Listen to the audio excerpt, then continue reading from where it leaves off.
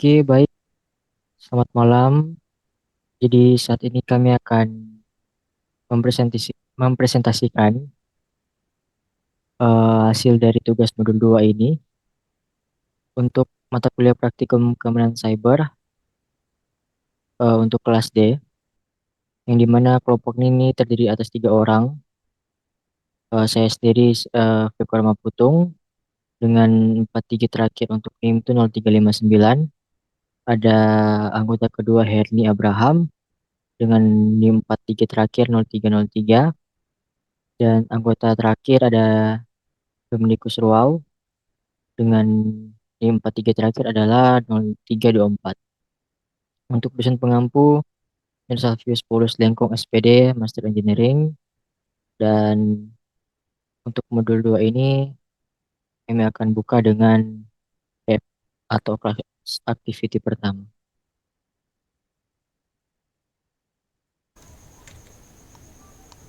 Oke, baik. Di sini saya akan membuat class activity identify running process.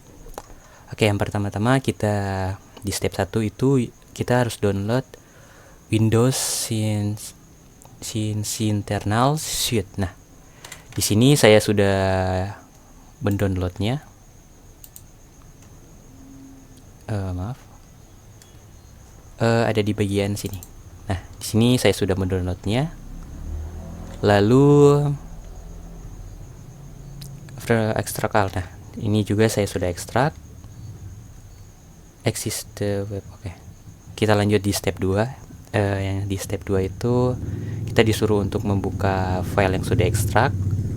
Lalu kita disuruh cari tcp file view.exe. Oke, kita cari di sini tcp view.exe. Di sini ada. Lalu di sini kita disuruh untuk open. Kita suruh buka. Oke, kita buka. Oke. Nah, sini sudah terbuka. Lalu file explorer. Oke, di sini kita suruh keluar dari file explorer. Lalu bagian step 3 display list the time only Windows process are running. Nah, sini tersedia apa-apa yang sedang running. Lalu bagian B, double klik exe. Oke, di sini kita disuruh untuk membuka ini, kita double klik. Nah, ini sudah double klik. Nah, lalu di sini juga setelah kita buka itu, setelah kita buka isass.exe itu apa yang diisi locate di dalam, yaitu ini. Oke, sama. Lalu close the properties window. Oke. Sini kita disuruh keluarkan saja. Setelah itu kita masuk di step 4, yaitu explore a user started process. Oke, di sini kita disuruh buka open a web browsers as Microsoft Edge. Wah, oke. Di sini kita coba begini. Ini kita dipinggirkan di sebelah kanan. Lalu di sini kita disuruh untuk sebentar. Kita disuruh buka Microsoft Edge.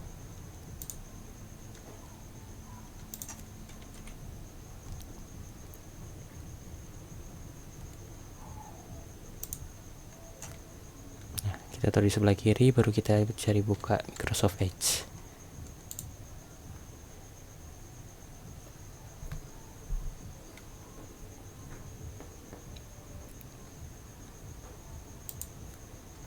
Oke, di sini sudah terbuka. Lalu kita coba lihat lagi yang ini. Nah, setelah kita buka, kita disuruh untuk melihat apa yang terjadi dalam tcp.view itu. Kita scroll ke bawah, kita tekan refresh.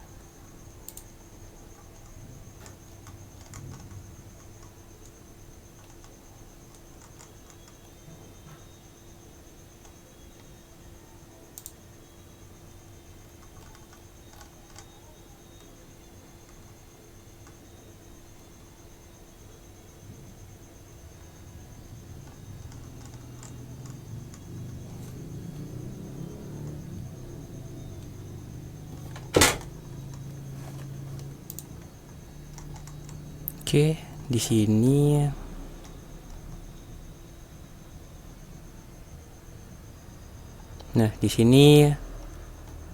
setelah kita membuka, mungkin karena terlalu banyak yang sudah saya buka, tapi seperti yang di modul itu, seharusnya di sini jika kita membuka sebuah Microsoft Edge, ini akan menyala. Nah, di sini yang lainnya itu sudah menyala. Tapi karena mungkin banyak yang saya sudah buka, jadi agak kurang rapi. Ya, ini di sini ada Microsoft Edge. Nah, yang sudah menyala. Oke, lalu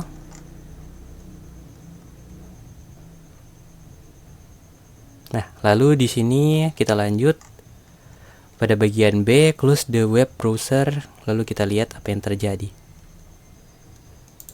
Nah, di sini kita close, baru kita lihat apa yang terjadi setelah kita close. Kita tekan refresh.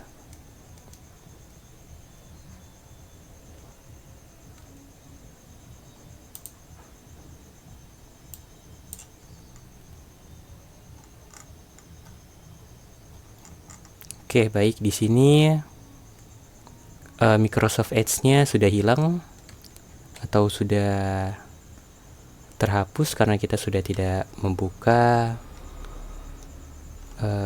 Microsoft Edge-nya. Oke, lalu di sini reopen the web browser, lalu research some the process listed in TCP view, record your findings. Nah, di sini saya sudah sudah jawab, dan jawabannya itu akan bervariasi. Seperti proses isas.exe itu adalah memverifikasi keabsahan login pengguna ke PC. Lalu service.exe di mana digunakan untuk memulai dan menghentikan layanan serta mengubah pengaturan awal layanan default. Lalu ada proses synhost.exe dan kata lain itu service host. Nah, ini menangani proses berbagi sumber daya sistem. Lalu sebagian besar sumber daya yang tercantum ini terletak di folder C Windows System 32. Dan jika file yang dapat dieksekusi ini ditemukan di tempat lain dalam sistem, file tersebut mungkin merupakan malware seperti virus, spyware, trojan, atau worm. Oke, sekian dari Class Activity Identify Running Process. Baik, di sini saya akan melanjutkan lab pada berikut ini, yaitu mengenai exploring process, threads, handles, dan Windows registry. Ada 3 part, kita masuk pada part yang pertama. Untuk step pertama itu akan mendownload Windows Central Suite, dan tahap ini sudah dilakukan. Lanjut pada step yang kedua, yaitu explore pada proses yang aktif menggunakan ProsXP yang ada pada folder yang telah kita ekstrak, yaitu sys internal suite. Nah, pada sys internal suite itu dapat dilihat ini sudah diekstrak, dan lanjut saja pada ProsXP, di open.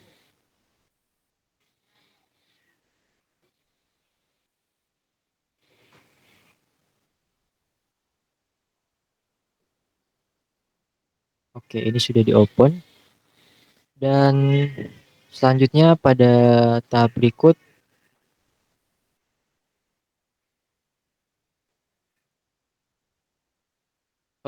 akan melokasikan web browser proses menggunakan drag icon dari find window process ini yang diarahkan ke web browser.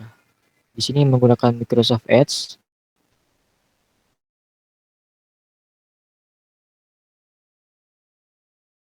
Dan juga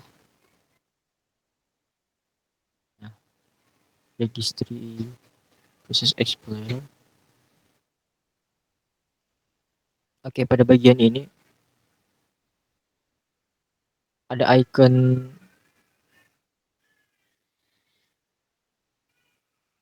find window process. Icon ini di drag dan diarahkan ke Microsoft Edge. Dan yang terjadi adalah dia menunjukkan atau ditujukan ke dalam aplikasi yang sedang berjalan. Dan tahap selanjutnya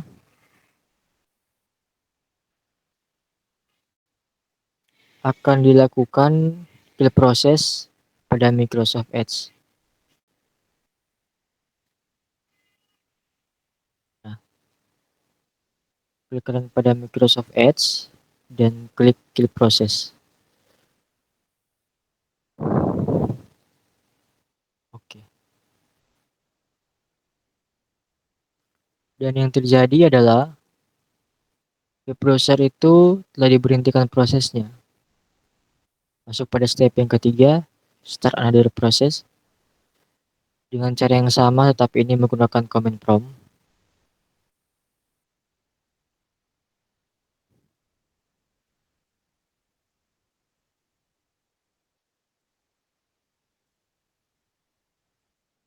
Oke, command prompt sudah dibuka.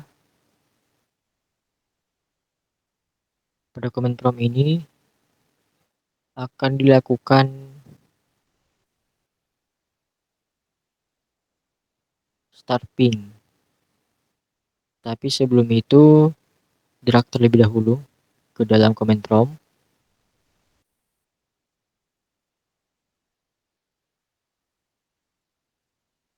Dan bisa dilihat CMDX ini sebagai parentnya dan Conhouse ini sebagai childnya.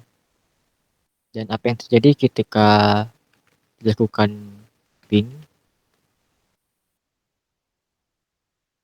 Nah, di bagian proses ini muncul sebuah ping X ya.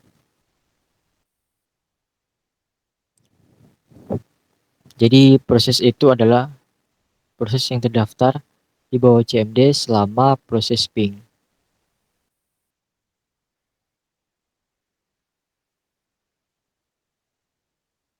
Dan pada tahap berikut ini akan mereview proses yang aktif pada child proses yaitu Conhouse ini dikatakan agak mencurigakan, maka akan dilakukan cek virus total. Nah, pada bagian Conhouse ke kanan, cek virustotal.com. Selanjutnya expand the process explore window, perbesar. Selanjutnya klik link under the virus total column. Oke. Ya, di dalam kolom virus total ini terdapat ada link. Diklik akan masuk di dalam browser. Kurang lebih seperti ini untuk pengecekannya. Balik pada bagian stepnya, right click proses CMD kill process. Apa yang terjadi pada kill process Conhouse? Mari kita coba tes kill process. Dan yang terjadi adalah untuk CMDX itu telah hilang dan tersisa childnya, yang bisa disimpulkan dikarenakan ping ini masih berproses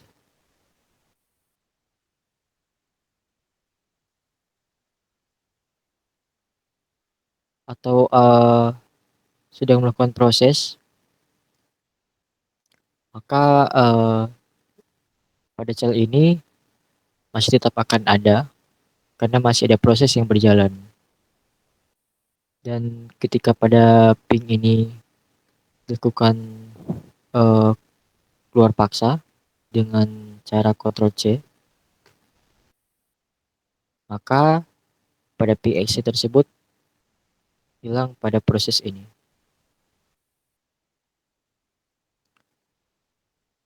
Jadi proses anak itu tergantung pada proses induk. Jadi ketika proses induk berhenti, proses anak juga berhenti.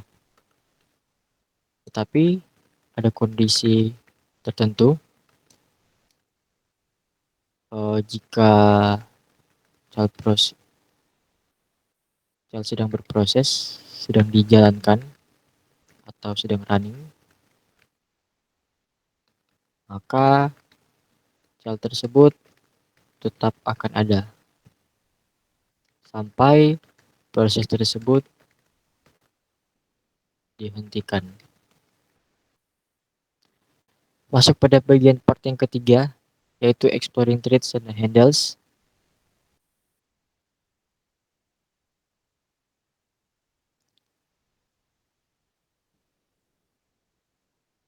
Dengan cara yang sama, buka CMD.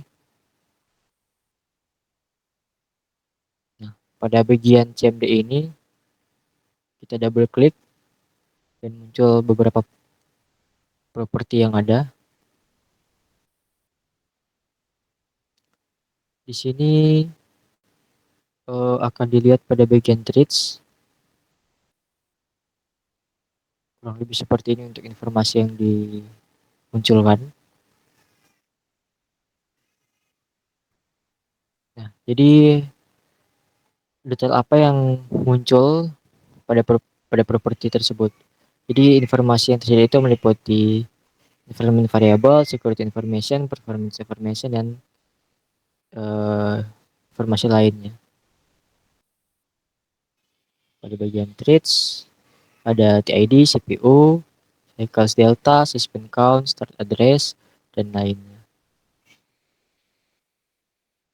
Dan pada tahap berikut, step yang kedua yaitu explore handles.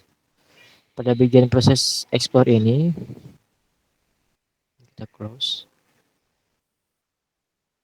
Aktifkan show lower pane, maka akan muncul threads, DLS, dan handles.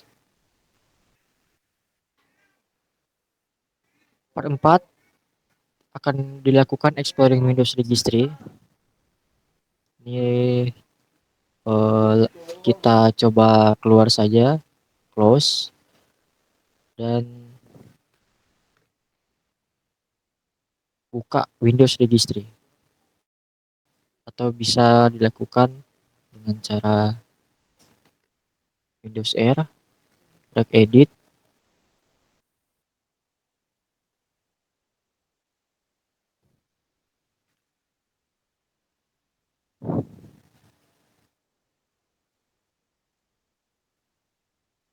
drag edit, maka akan terbuka registry editor. Dan pada registry editor, pada tahap ini ada sebuah informasi yang mengatakan bahwa ada 4 bagian pada registry editor. Bisa dilihat ini ada beberapa bagian.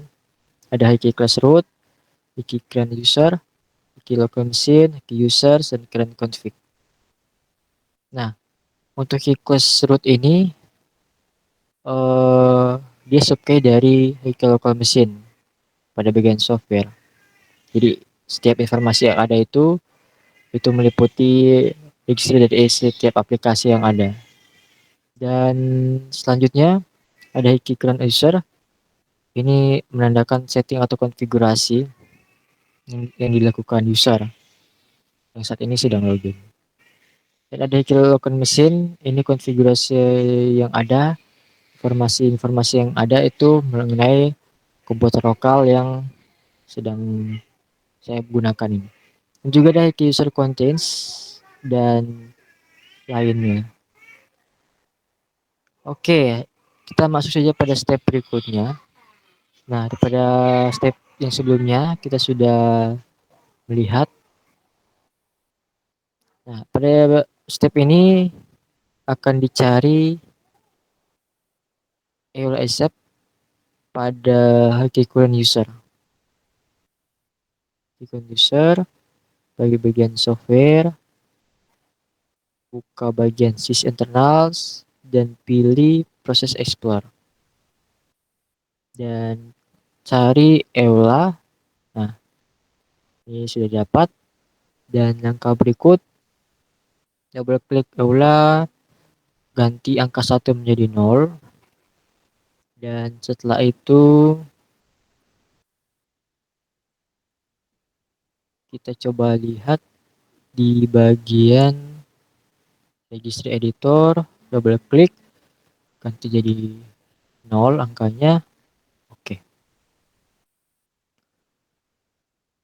Selanjutnya apa value pada registry key untuk EULA yaitu menjadi 0. Yang artinya EULA tidak diterima atau diakui oleh user. Tahap berikut akan dibuka proses explore lagi, dan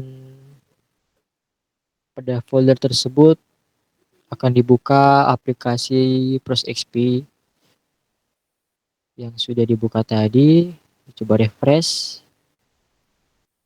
dan buka ProsXP dan ia akan muncul pop-up seperti ini. Ini menandakan bahwa registry editor ini pada EULA SF ini ketika angkanya diganti menjadi 0, maka menandakan bahwa aplikasi yang ada tersebut belum dilakukan untuk persetujuan lisensi. Seperti halnya untuk membuka ProsXP ini. Nah, jika saya menekan tombol agree, yang artinya itu setuju, maka kalau kita cek lagi di dalam EULA ini, bisa dilihat angkanya sudah berubah menjadi 1, yang artinya user sudah menyetujuinya.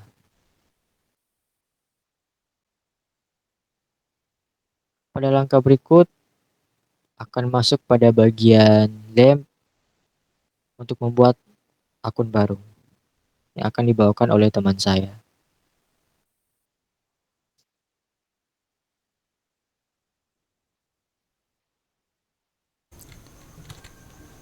Oke. Baik, di sini saya akan membuat bagian lab create user account. Yang pertama-tama yaitu kita akan membuat new local user account. Yang pertama juga kita buka yaitu control panel.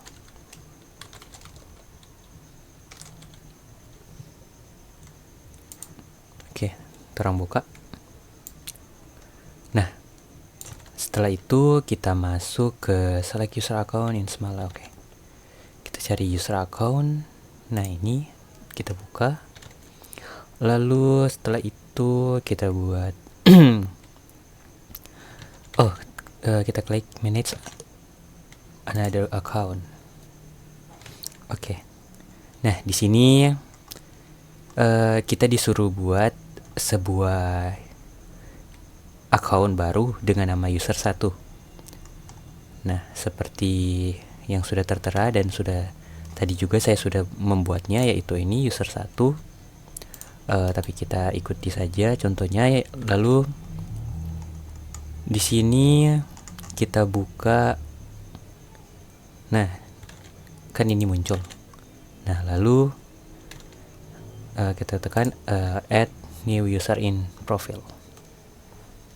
Nah, sudah. Lanjut. Di sini torang klik add someone else to this. Oke, torang tambahkan akun.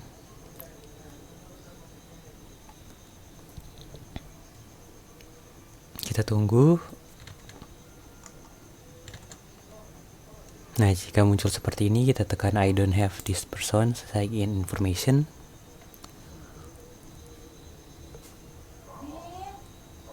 Nah, ini kita juga tekan add a user without a Microsoft account. Nah, kita masuk di sini. Torang create account. Nah, seperti yang di Windows saya, torang create seperti yang sudah ditutorialkan dengan nama user 1. Lalu nah, di sini passwordnya itu ini password user 1 seperti ini.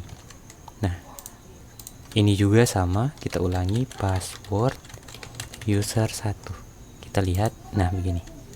Jadi passwordnya ini, tapi karena saya sudah membuat sebelumnya, jadi kita tidak perlu mengisi lagi karena sudah saya membuatnya. Oke, ini kita X saja. Lalu selanjutnya di sini, what type of user account did just create? Nah, ini adalah sebuah akun lokal tanpa hak administratif.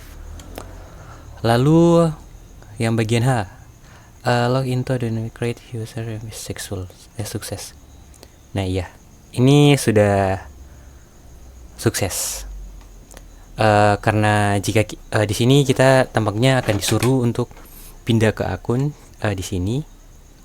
Kita pindah ke akun user 1, tapi kalau kita pindah akun, rekaman ini akan mati.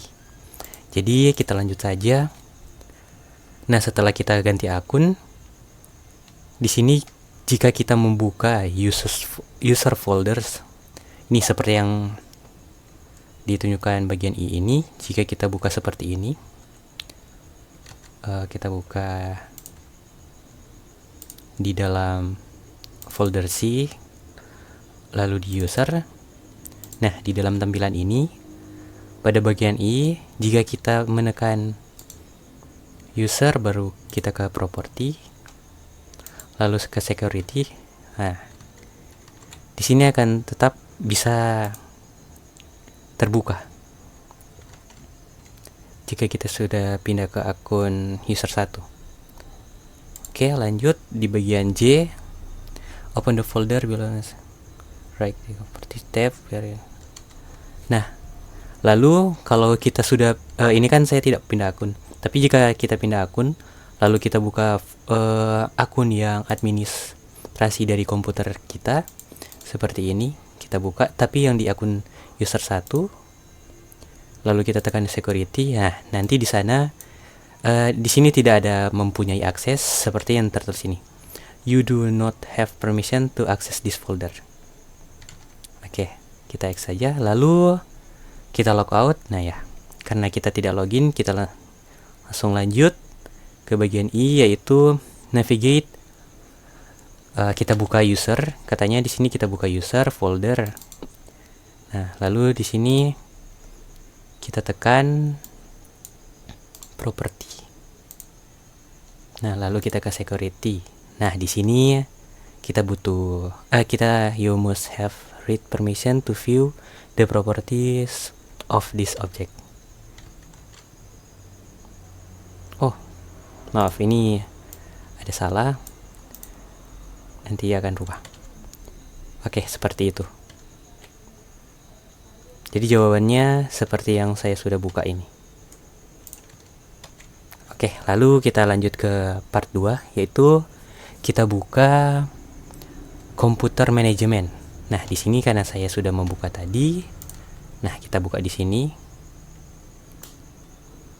Nah, lalu kita tekan local user and group, lalu kita double klik user. Nah, di sini ada sebuah akun-akun kita seperti yang ada di Word ini. Lalu bagian B sudah. Lalu kita disuruh klik kanan user 1 and klik property. Oke, di sini kita klik property user 1. Lalu kita tekan member of tab. Nah, di sini menunjukkan bahwa user 1 itu sebagai users. Oke. Lalu, nah di sini which group is user. Nah, user 1 itu adalah user. Oke. Lalu klik kanan, klik the account CyberOps user and klik. Oke, CyberOps user ini adalah komputer kita. Kalau di sini ini kita X saja. Kalau di dalam komputer manajemen komputer saya, yaitu DOMS, ini akun saya.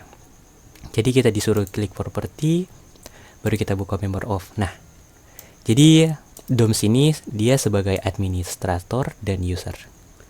Oke, kita X saja. Nah, di sini ada sebuah pertanyaan. Itu adalah grup apa? Nah, seperti yang tadi, itu adalah user and administrator. Oke, baik. Di part 3 ini modifying local user account. Oke, yang pertama itu kita disuruh balik lagi ke tadi. Ada di Oke, nah di sini. Kita balik ke sini. Lalu di sini kita disuruh klik manage annual account ya. Oke, jadi kita buka user 1, lalu disuruh manage annual account. Oke, kita tekan ini.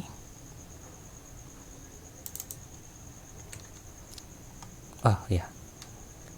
Jadi setelah kita buka ini, kita klik change the account type. Nah, ada di sini. Setelah kita tekan,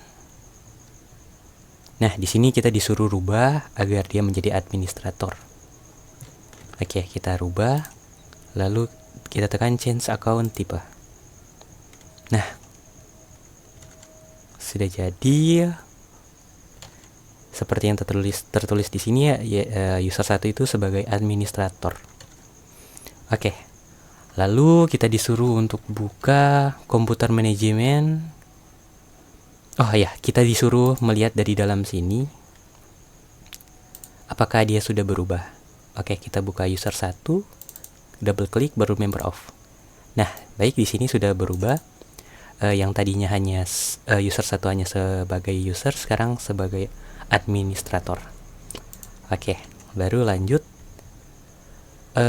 Klik kanan properties member of tab. Oh ya. Nah, di sini jawabannya ini ada sebuah pertanyaan. Nah, jawabannya itu user 1 itu sebagai yang sekarang itu sebagai administrator and user. Lalu di sini kita disuruh select administrator, klik. Oh, oke, di sini kita disuruh untuk hapus administratornya. Jadi kita buka lagi member of, baru kita disuruh klik remove. Oh, ini. Nah, di sini kita bisa klik remove untuk menghapus, lalu kita tekan OK. Nah, lalu untuk step 2, delete the account, kita balik lagi ke sini tetap, lalu disuruh untuk klik kanan user 1 and delete. Oke, kita klik kanan, lalu kita tekan yes. Nah, sudah terhapus di sana. Lalu kita lanjut lagi, klik OK to confirm delete. Nah, sini karena sudah terhapus. Lalu ada sebuah pertanyaan, what is another way to delete user account? Nah, di sini ditanya untuk apakah ada cara lain untuk menghapus, yaitu kita ke control panel user account, manage another account, select user, delete the account. Oke, kita di sini juga ada pertanyaan bagian reflection. Why is it important to protect all account with strong password? Nah, ini tidak adanya kata sandi atau kata sandinya yang lemah dapat memungkinkan akses dari hampir semua orang untuk mencuri data atau menggunakan komputer untuk tujuan yang tidak sah. Lalu ada pertanyaan yang kedua, yaitu why would you create a user with standard privilege? Nah, pengguna standar tidak dapat membahayakan keamanan komputer atau privasi pengguna lain. Oke, baik, sekian dari lab ini. Terima kasih.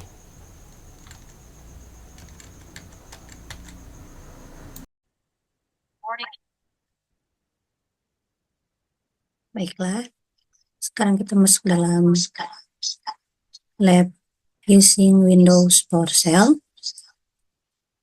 Nah, di sini tujuan dari lab ini adalah untuk mengeksplorasi beberapa fungsi PowerShell. Kemudian background-nya, PowerShell ini adalah alat otomatisasi yang hebat. Nah, ia merupakan konsol perintah dan bahasa script. Nah, di sini kita akan menggunakan konsol untuk menjalankan beberapa perintah yang tersedia di command prompt dan juga PowerShell. Nah, di sini kita akan membuka PowerShell dan juga command prompt. Nah, jika sudah, pada step 6 ini,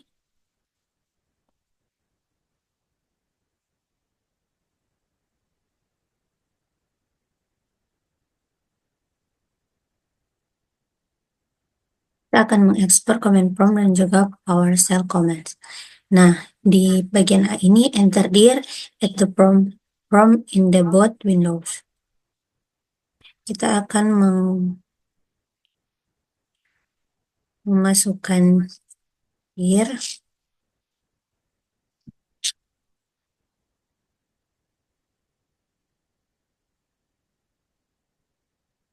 Nah, di bagian PowerShell akan muncul seperti ini, dan di bagian command prompt akan muncul seperti ini.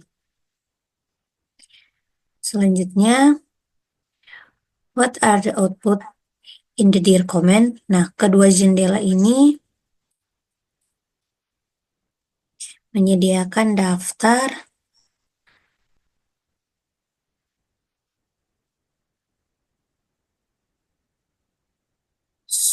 subdirektori dan file serta informasi terkait seperti jenis, ukuran file, tanggal dan waktu penulisan di PowerShell, atribut atau mode yang juga ditampilkan. Kemudian pada bagian B, try another command that you have used in the command prompt, such as ping, cd, and ipconfig.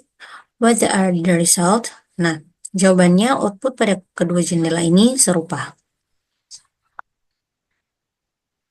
Kemudian, kita masuk ke dalam step 7, Explorer cmdlets. Nah, di sini kita akan memasukkan get alias dir.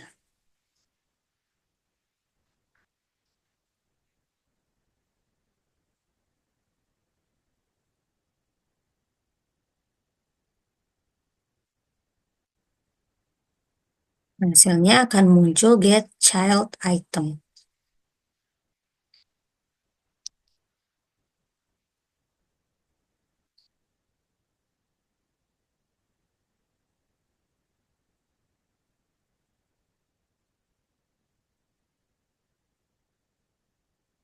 Lalu di command prompt dia akan muncul seperti ini. Kemudian, nah di sini ada pertanyaan, what is the PowerShell command for dir? Nah, jawabannya adalah get child item. Kemudian pada bagian B, for more detailed information about cmdlets, navigate to. Nah, di sini ada linknya, bisa dilihat. Kemudian pada bagian C, close the command prompt window when done. Nah, ini bisa kita close.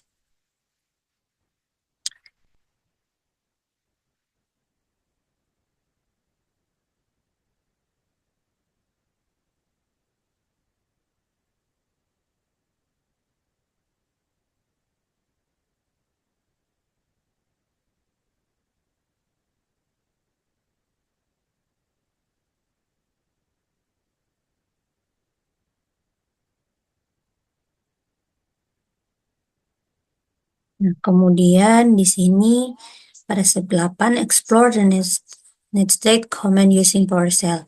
Nah, di sini kita akan memasukkan netstate H.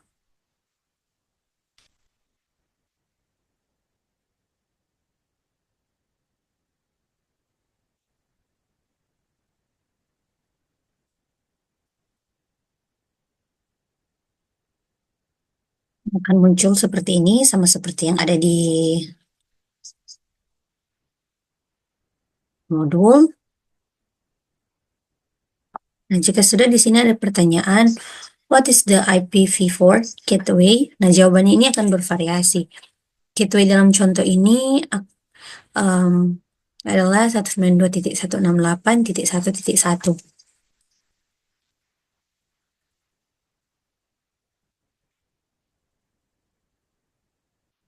Kemudian di sini Perbagian C, kita disuruh untuk membuka Windows PowerShell dan kita akan select Run as Administrator.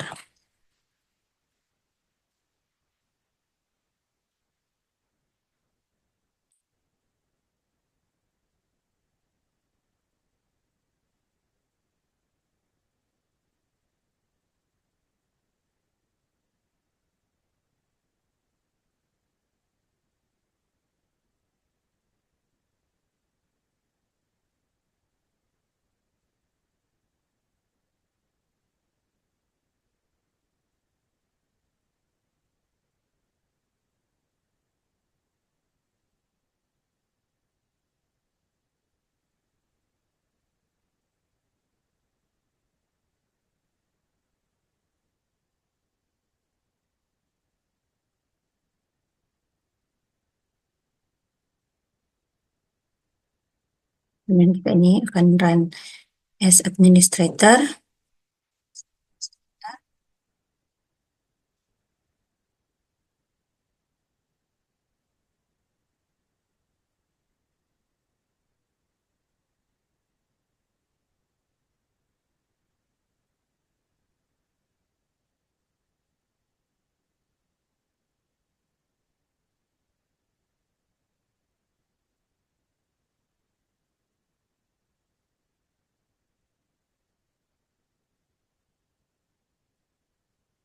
Kemudian jika sudah, kita akan mengetik netstat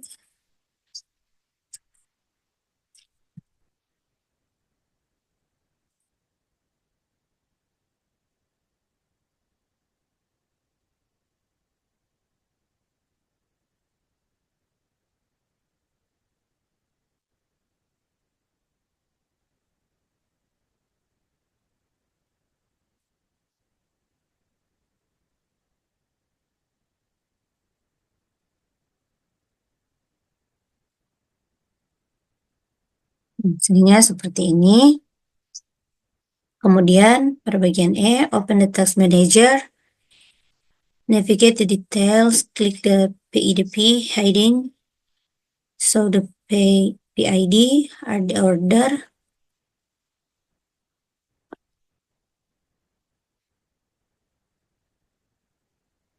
akan mengklik task manager.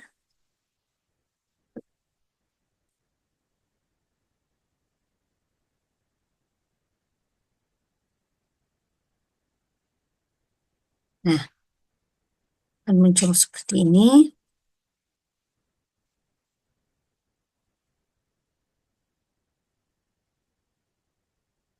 Nah,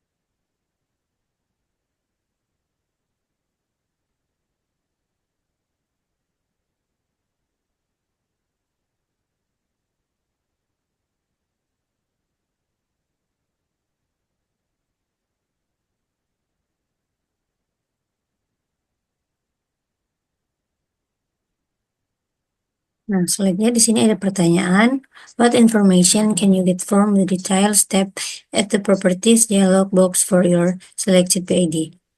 Nah, PID 756 ini dikaitkan dengan proses PSG Hot X. Penggunaan untuk proses ini adalah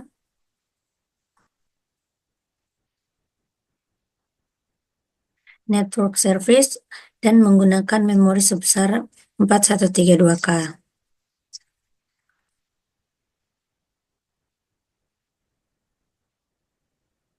Nah, kemudian PowerShell commands pada step 9, empty recycle bin using PowerShell. PowerShell commands can simplicity management or large computer. For the example, if you wanted to implement as a new security solution on all servers in the network, you could use a PowerShell. Nah, pada bagian A ini kita akan membuka Ryselwin.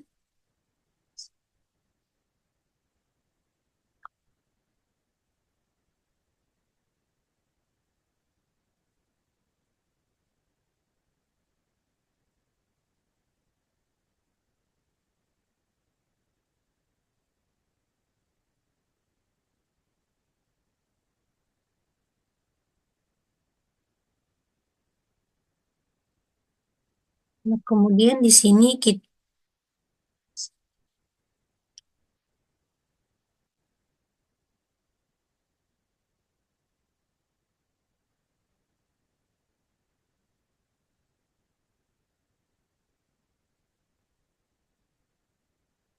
file ini kita bisa menghapus apapun yang kita mau.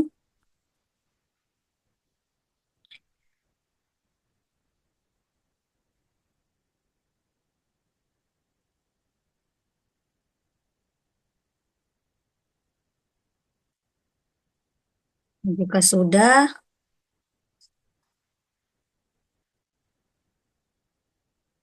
kita akan memasukkan clear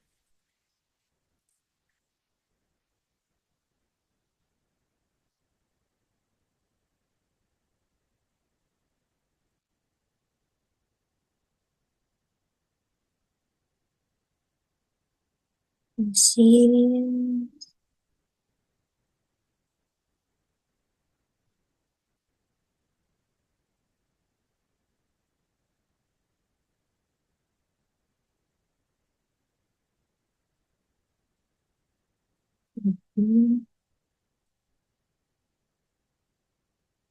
Dan kita enter.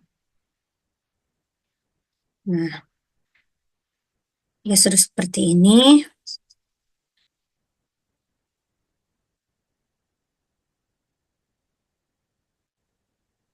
Artinya kita sudah selesai menghapus. Nah, dan di sini ada pertanyaan, what happened to the files in the Ryselwin bin? Nah, file di Ryselwin bin ini telah dihapus secara permanen. Kemudian di sini ada pertanyaan, PowerShell was developed for task automation and configuration management using the internet research command that you could use to simply your tasks as a security analysis, record your finding. Nah, jawabannya di sini itu akan berbeda-beda.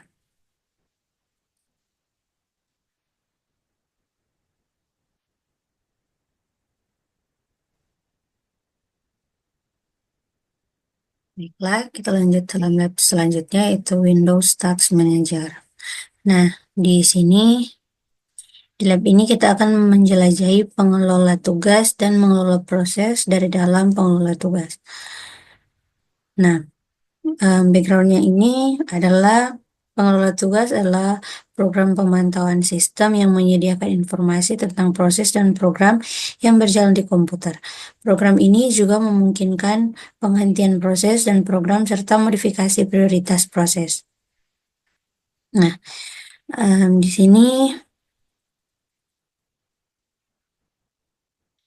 sini kita disuruh membuka Task Manager.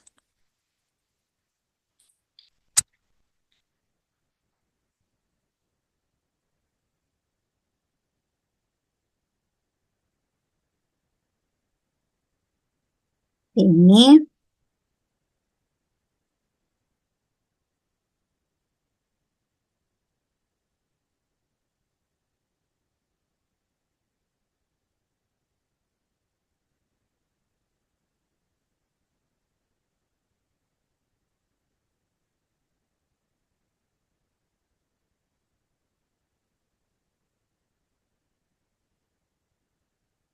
kemudian di sini ada pertanyaan,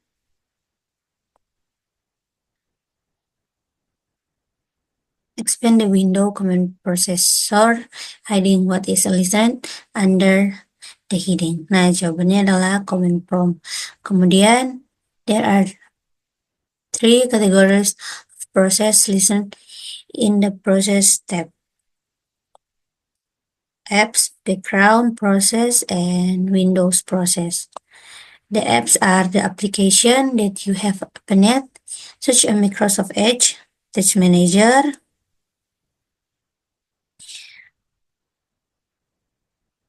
as shown in the figure above. Other applications that are opened by the users, such as web browser and email clients, will also be listed here. The background process are executed in the background by application they are currently open. The window process are not shown in the figure. Scroll down to view them on your Windows PC. Windows process are Microsoft Windows Server that run in the background.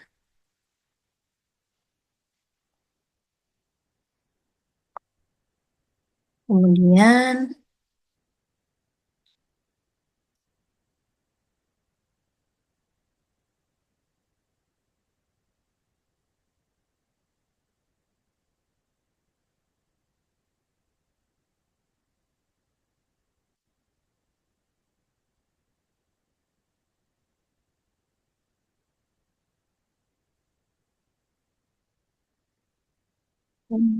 lain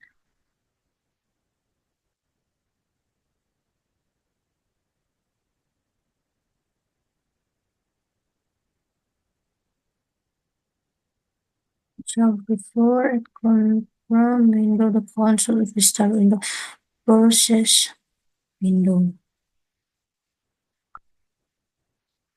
process window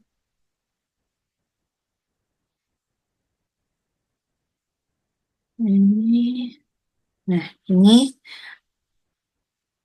kemudian ini background process.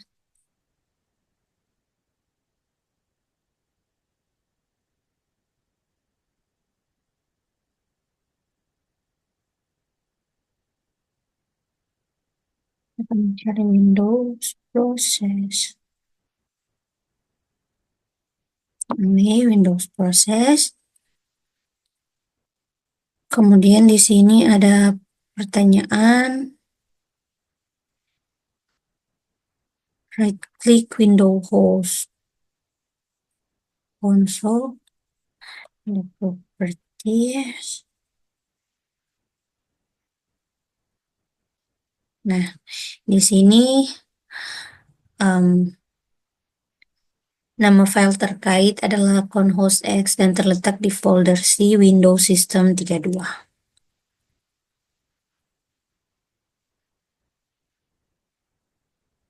Nah, kemudian close the command prompt window. What happens to Windows command processor and console window has when the command prompt windows is closed. Nah, proses terkait telah berakhir dan tidak lagi tercantum di pengelola tugas. Kemudian kita klik memori.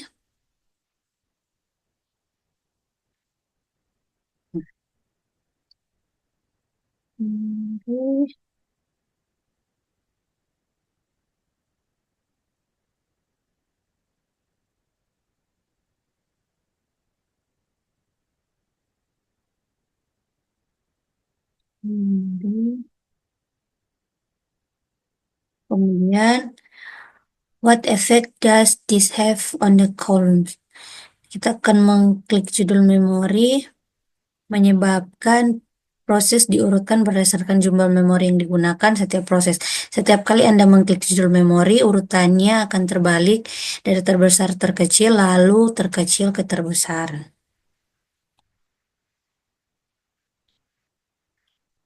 Kemudian, memory heading, resource,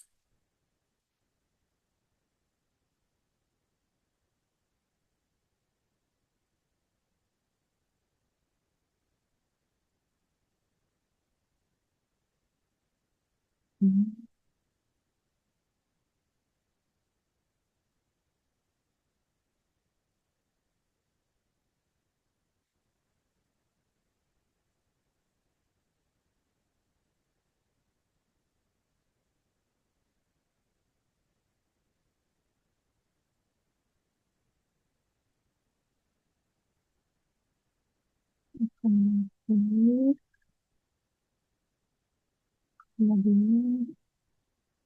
ini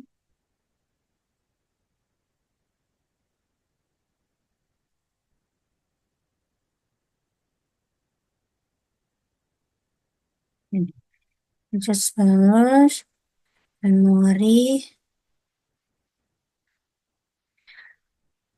kemudian what effect does this have on the memory column? Kolom yang sekarang menampilkan penggunaan memori dalam nilai presentase. Kemudian how could this be useful? Menampilkan proses dengan cara ini dapat membantu administrator dalam menentukan layanan yang mungkin menyebabkan masalah memori dengan menunjukkan berapa banyak memori yang tersedia yang digunakan oleh setiap layanan.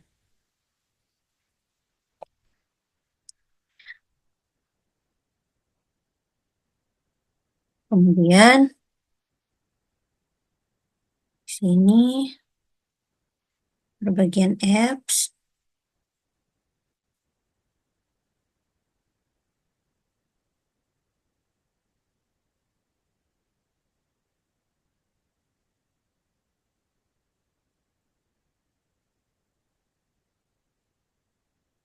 Ini sama ini. Kemudian step 5, double klik the Microsoft Edge.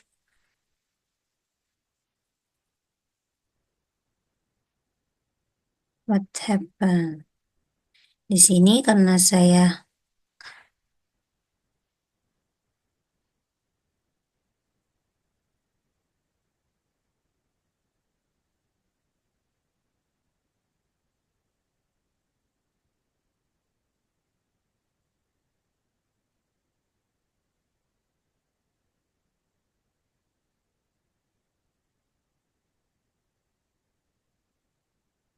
di sini karena mungkin saya tidak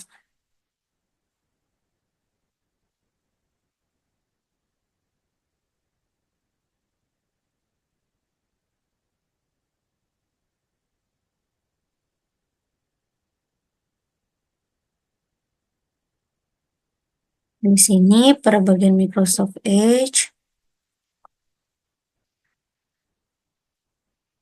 kita akan double klik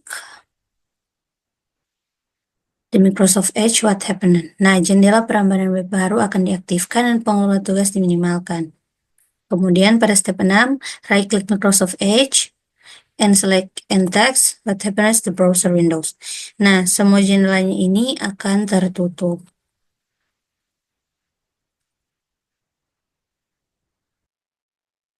Oke, baik.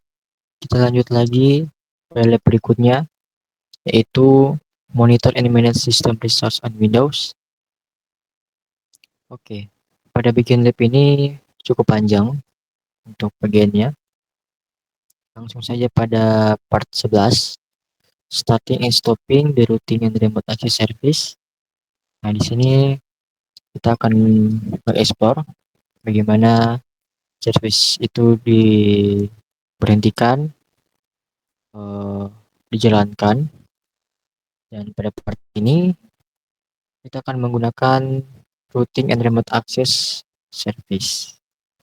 Oke, lanjut pada bagian step A ini. Kita akan buka control panel. Nah, pada bagian control panel ini, pilih network and sharing center.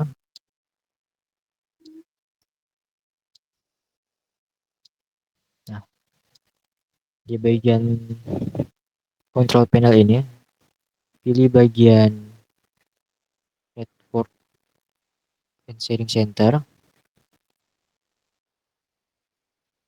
Dan selanjutnya, pilih bagian change adapter settings. Dan tampilannya akan seperti ini. Caranya sama dengan yang ada di modul. Selanjutnya, tahap berikut yaitu step 3 akan dinavigasi ke dalam administrative tools. kembali ke control panel. Ini buka bagian administrative tools. Dan selanjutnya pada bagian administrative tools, double klik pada performance monitor.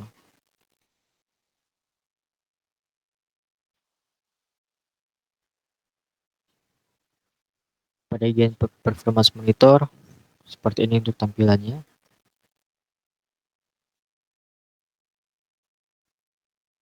Tahap selanjutnya kita akan klik freeze display atau pause button untuk memberhentikan setiap recording yang ada. Ini freeze display atau pause button, bisa dengan Ctrl F untuk membatalkannya. Dan selanjutnya di kanan pada menu bar and select clear. Untuk graf ini kita clear. Selanjutnya keluar dari Windows Performance Monitor. Tahap berikut pada bagian Administrative Tools, pilih bagian Service. Dan mungkin di sini akan dicari Routing and Remote Access. Nah, ini ada.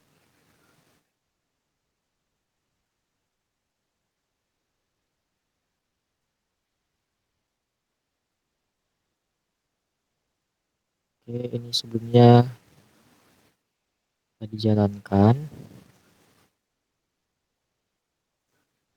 Nah, selanjutnya ikuti tahap yang ada di modul.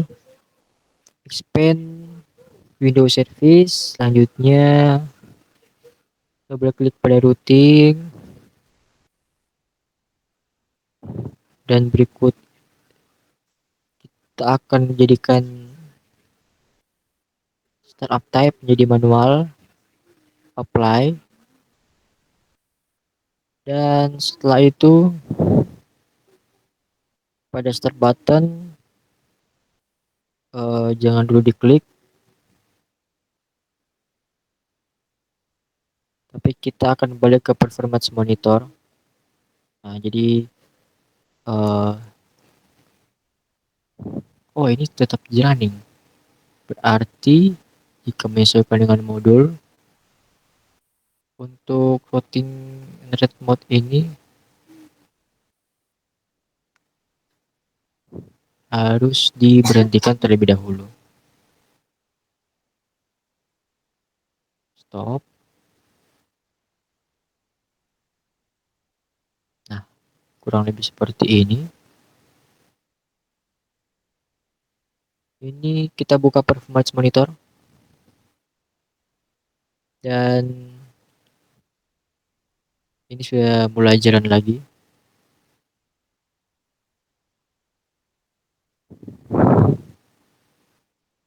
Pada tahap berikut,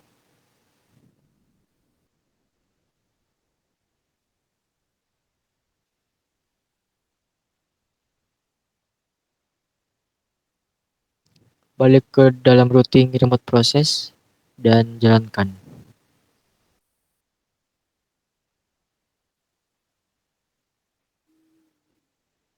Oke.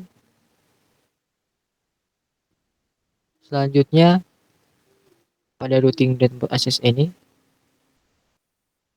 tampilannya akan seperti ini. Sudah sesuai. Dan bisa keluar dari routing remote ini. Step berikut balik ke network connection dan refresh. Oke, ini tampilannya seperti ini. Kita coba refresh. Dan ternyata muncul incoming connections. Jadi ikon sambungan itu masuk dan ditampilkan. Step berikut kita coba buat untuk routing itu diberhentikan. Selanjutnya refresh lagi di bagian network connection dan lihat apa yang akan terjadi. Kita coba stop,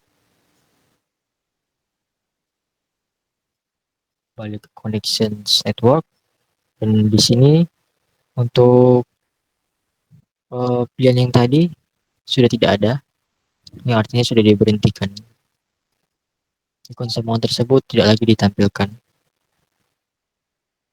Masuk pada step yang ke-16, masuk di bagian performance monitor dan lakukan freeze display.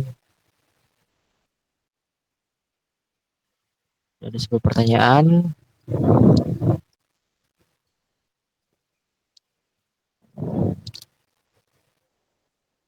kita bisa lihat di bagian bawah ini untuk counternya itu processor time. Nah, ini kita akan ganti change script type itu menjadi report.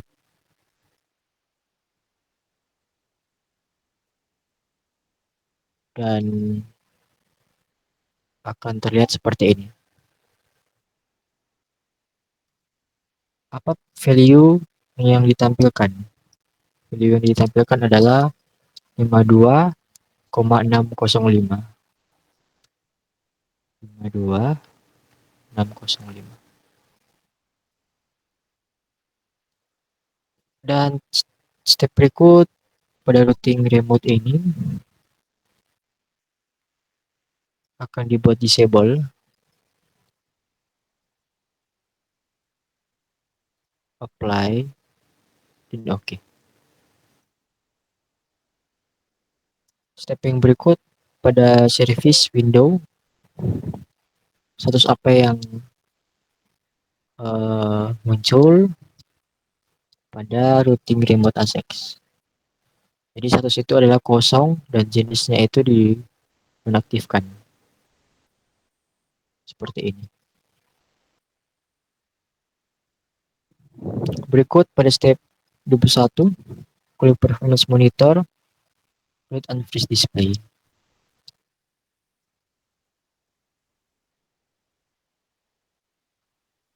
Dan dia dijalankan lagi.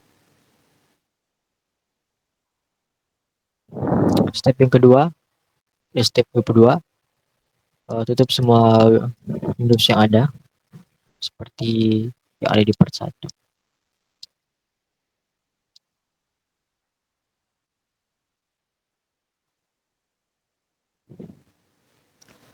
Masuk di bagian part 12, working in the computer management utility.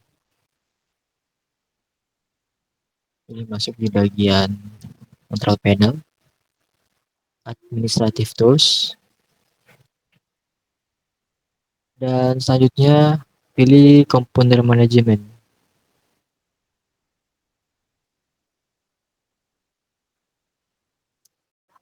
Pada bagian komputer manajemen,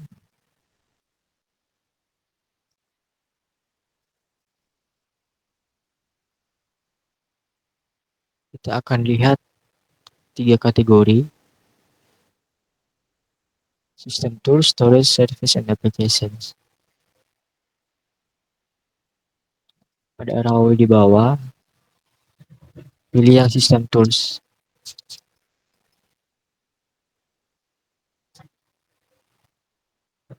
Nah,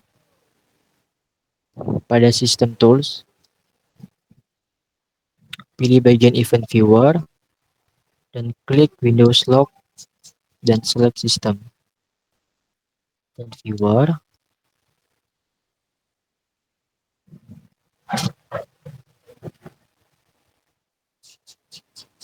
dan pilih Windows Log dan bagian sistem.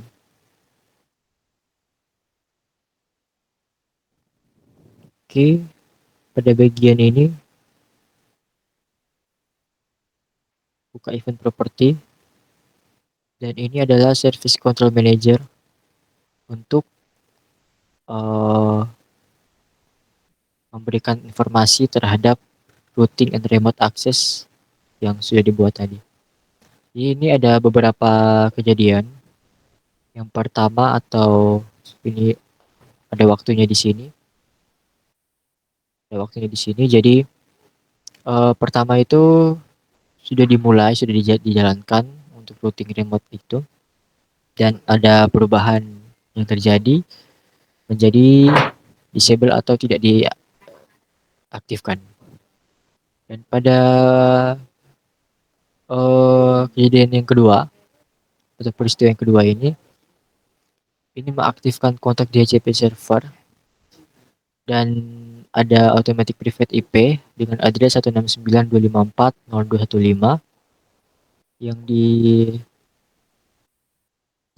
sebagai klien untuk bisa mengakses network tersebut.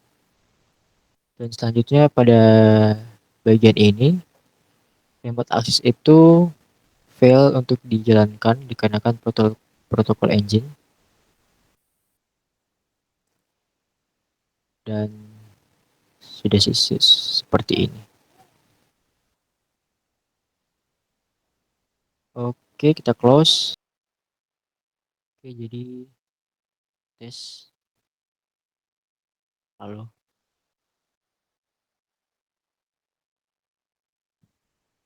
Oke, jadi untuk 4 hal tadi kurang lebih seperti yang sudah dijelaskan, dan selanjutnya close semua Windows yang ada. Part ke-13 akan dilakukan konfigurasi untuk administrator. Pada step pertama, buka bagian control panel, administrative tools, performance monitor,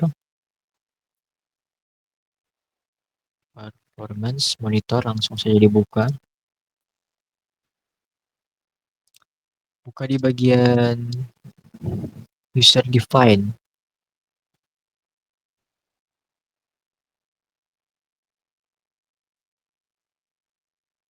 User define, klik kanan, new atau filter set. Di sini menamakan dengan memory logs. Pilih bagian treatment manual ini, next, dan centang bagian performance counter, dan selanjutnya next. Jadi kita coba lihat lagi, ini add, memilih available megabyte bytes,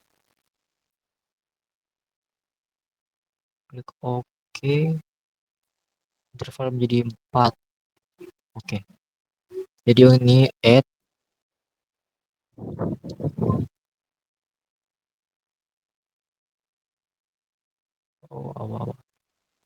terus di sini kita cari memori.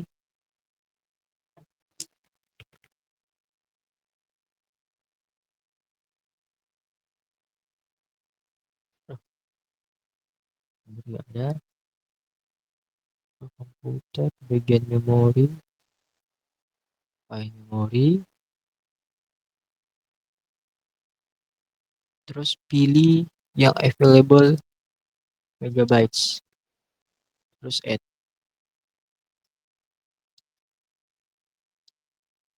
Selanjutnya klik OK, sample interval menjadi 4. Selanjutnya next, browse ke dalam Perflox,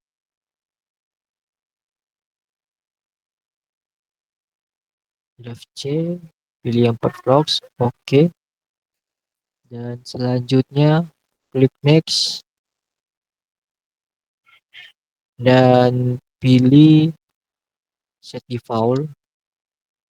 Selanjutnya klik finish.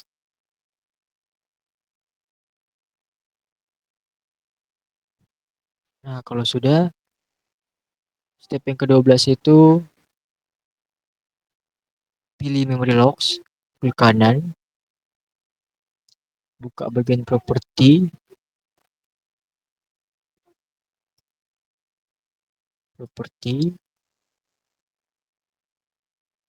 pada data kolektor ini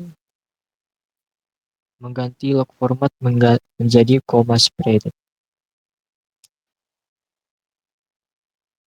Koma separated. Selanjutnya apply.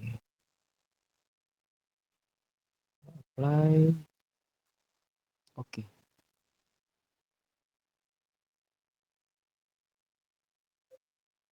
Di default tab, what is default pet name? Oh. Jadi di sini kita bisa lihat di bagian file ini untuk full name itu adalah data collector 1 dengan format CSV yang bersumber di dalam drive C folder perflogs dengan user ID yang ada. Drive C perflogs. Ini belum di, dan kita klik OK.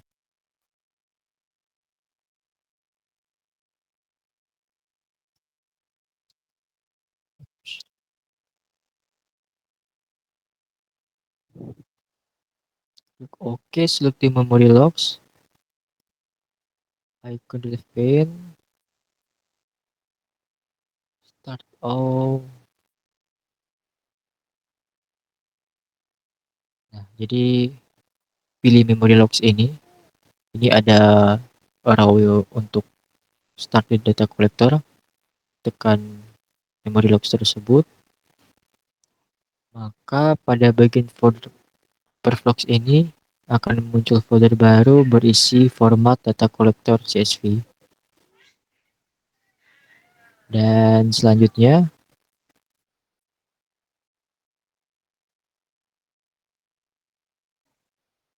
pada bagian step 18, klik black square untuk melakukan stop the data.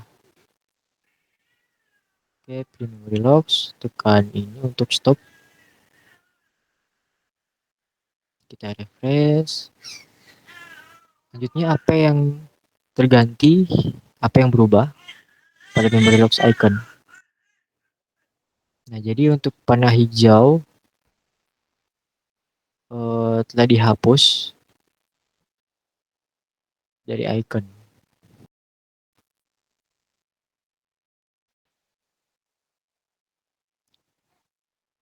Oke, berikutnya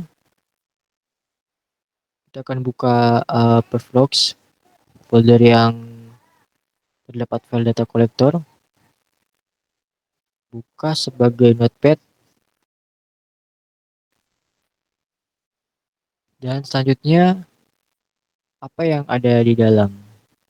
What is the column for this data sound? Jadi itu adalah memori yang tersedia dalam megabyte. Seperti ini tampilannya. Dan close data collector CSV. File in the window with logs. Dan selanjutnya akan menghapus memory logs. Klik kanan, delete, oke. Open the performance monitor, confirm delete, opens, klik yes. Dan pada step yang ke-23, balik lagi ke folder perflogs.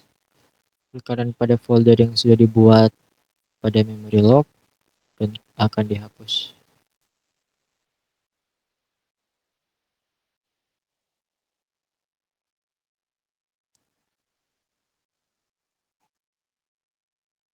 Ini akan dihapus, akan dilakukan delete.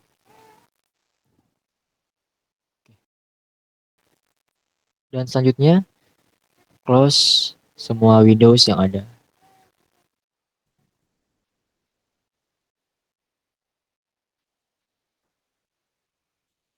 Baik, sekian dari presentasi untuk kelompok kami, dan setiap lab-lab yang ada semoga bisa dijelaskan dan dipahami dengan baik.